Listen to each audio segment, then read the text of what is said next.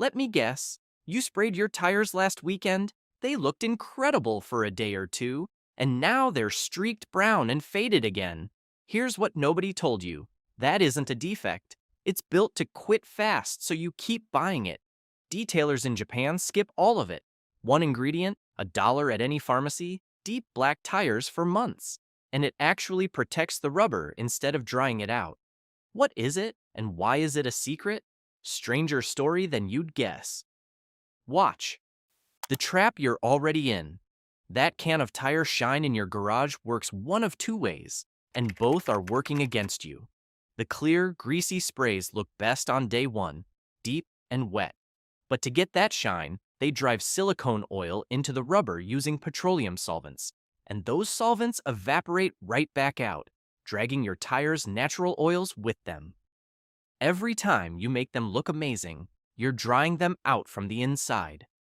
Tire makers have literally warned against this. You're paying to speed up the day you need new tires. The other kind is water-based and safer. It just sits on top. The catch? It washes off almost instantly. One rainstorm, one car wash, and the black is gone. So that's the trap.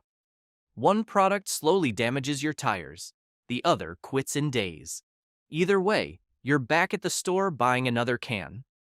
So what do the Japanese detailers do differently?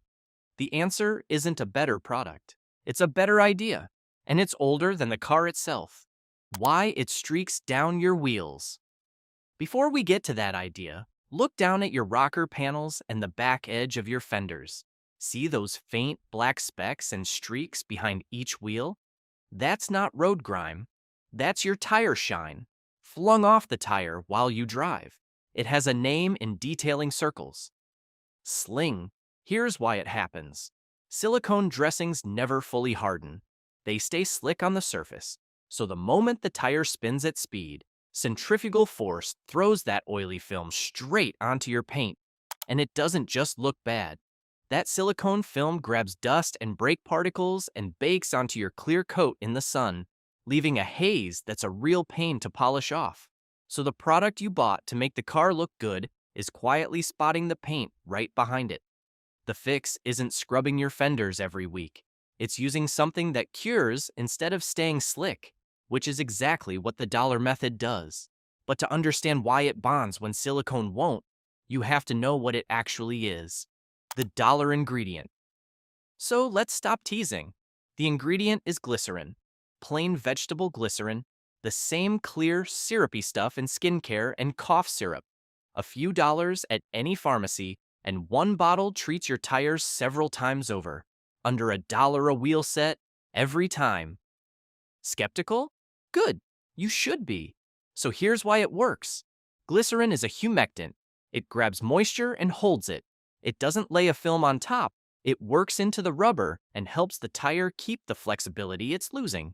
Because here's the truth about tires. They don't wear out from the tread down. They dry out from the surface in. That gray, cracked look on an old tire is the rubber losing its oils and hardening. Glycerin fights the exact thing that ages your tires, and the look is a deep, even, matte black, a factory finish, with no silicone to sling brown streaks across your fenders. But here's the part that should bother you. If it's this good and this cheap, why has no tire shop ever recommended it? Hold that thought. Who profits when you don't know? Here's the uncomfortable answer. Nobody in the tire business makes money when you fix a problem for $1. Think about how a shop earns.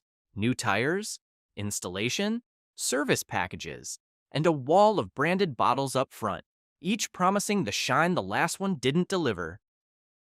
$1's worth of pharmacy glycerin fits nowhere in that model. You can't brand it, can't charge $30 for it, and worst of all, it lasts. A product that quietly extends the life of your tires is the last thing a business built on selling tires wants in your driveway. This isn't a backroom conspiracy. It's simpler than that.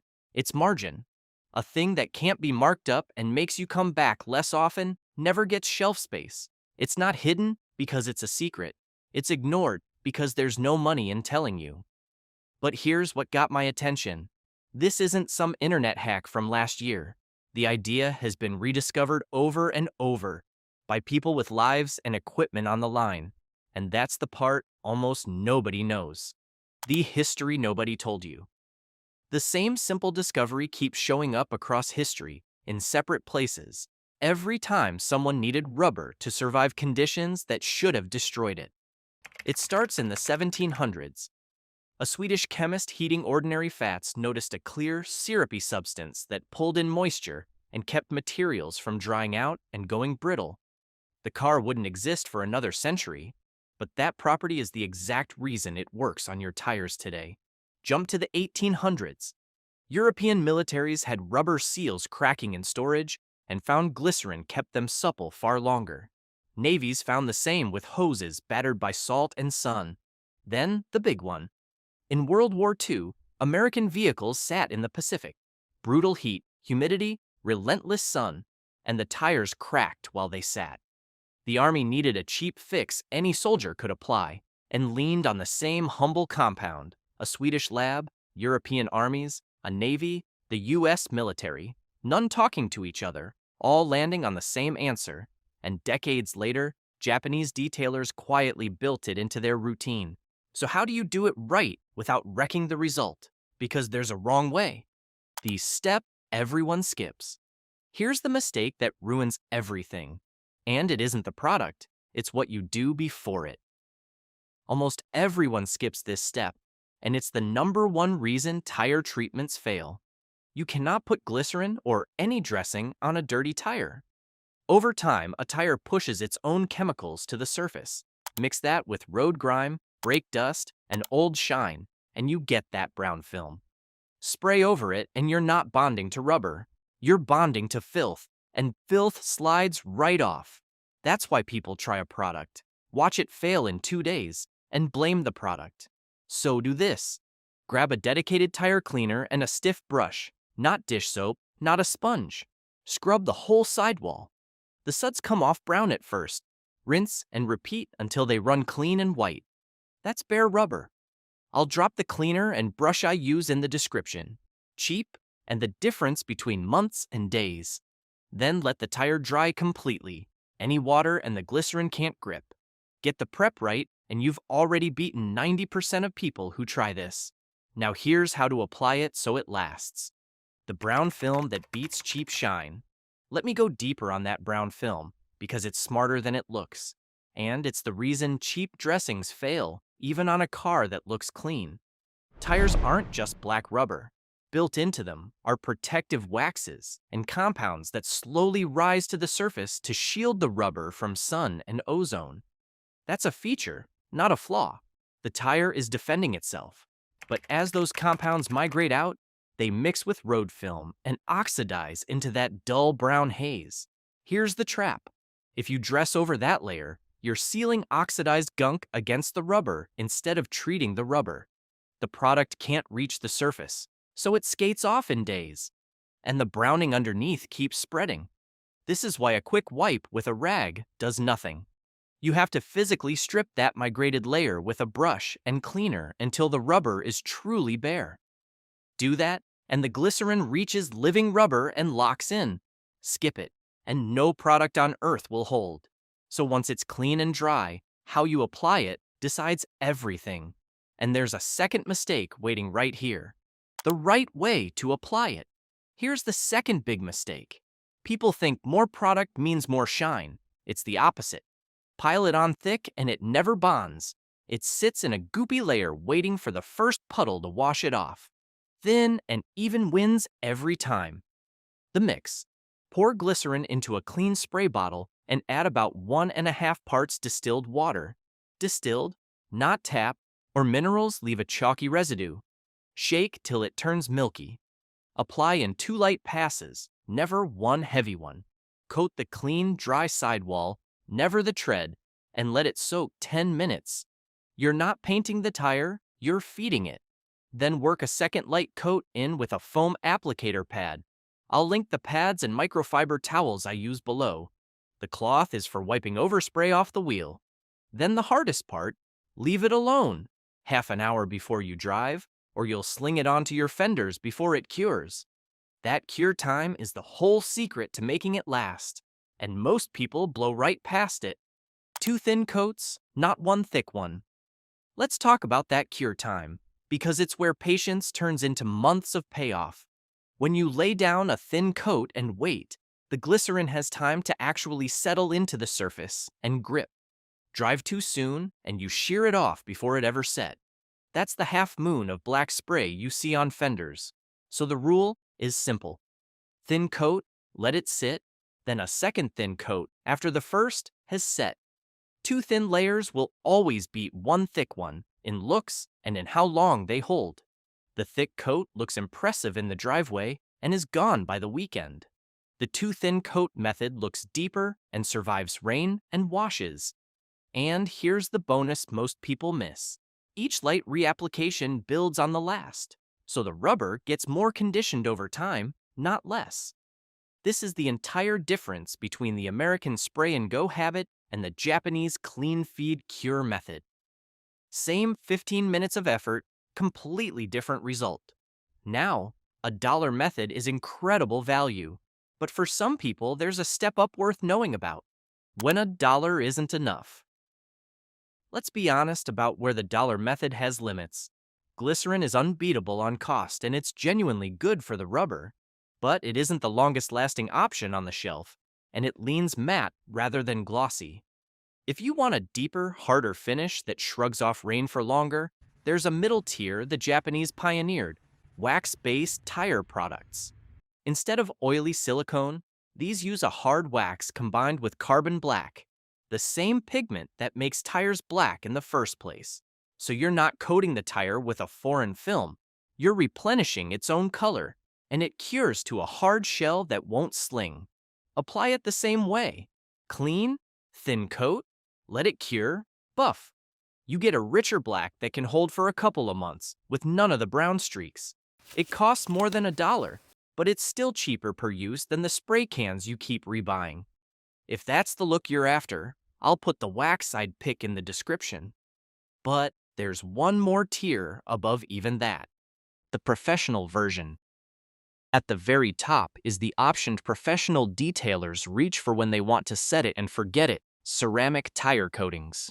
These use silicon dioxide, the same hard, glass-like technology used to protect paint, formulated for rubber. Instead of feeding the surface, it bonds to it and forms a tough, water-repelling shell. Done right, a single application can hold for 3 to 6 months. Water beads off, brake dust wipes away, and because it actually seals the rubber, it slows that brown migration from ever reaching the surface. The catch is the prep. Ceramic is unforgiving. Any leftover silicone or grime and it won't bond, so you get blotchy results. That means the cleaning step we covered matters even more here. It's also the priciest route up front. But spread across half a year of protection, the cost per month drops below what most people spend on cheap shine. So now you've got the full ladder, $1, a wax, or a ceramic. The real question is what all of this saves you. What this actually saves you. Let's put real numbers on this, because here's where it turns into money in your pocket. A can of name brand tire shine runs $8 to $15 and gets you a couple of applications before it's washed off and you're buying again. Pay a detail shop and it's real money per visit, several times a year.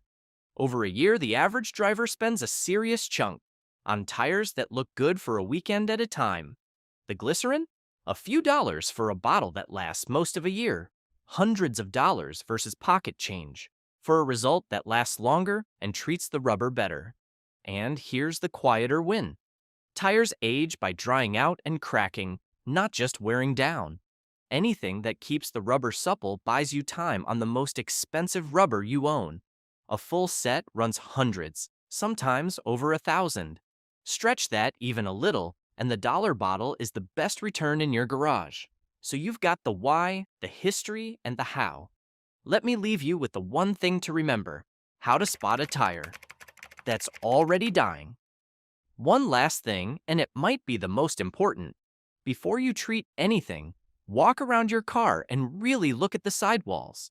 You're hunting for fine cracks, little spiderweb lines in the rubber, especially down in the grooves and where the sidewall meets the tread. That's called dry rot, and it's the rubber telling you it's already drying out from the inside. Here's the hard truth. Glycerin slows that process, but it can't reverse cracks that are already deep. Once you can fit a fingernail into a crack, that tire is on borrowed time no matter how good it looks, because a sidewall failure at speed is the one tire problem you never want. So treat the healthy tires to keep them healthy. That's where this method earns its keep. But if you're seeing deep cracking, don't dress over it and pretend. Get those looked at.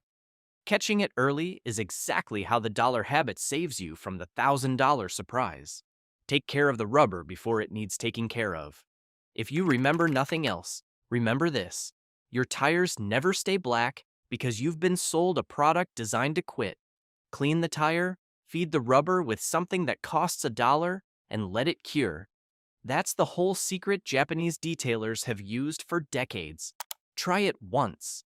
The next time someone asks why your tires look factory fresh and theirs are gray and cracking, you'll know exactly why and how little it cost you. If this changed how you see that can in your garage, hit subscribe. Because next time, we go just as deep on another car rule that's quietly costing you money. I'll see you then.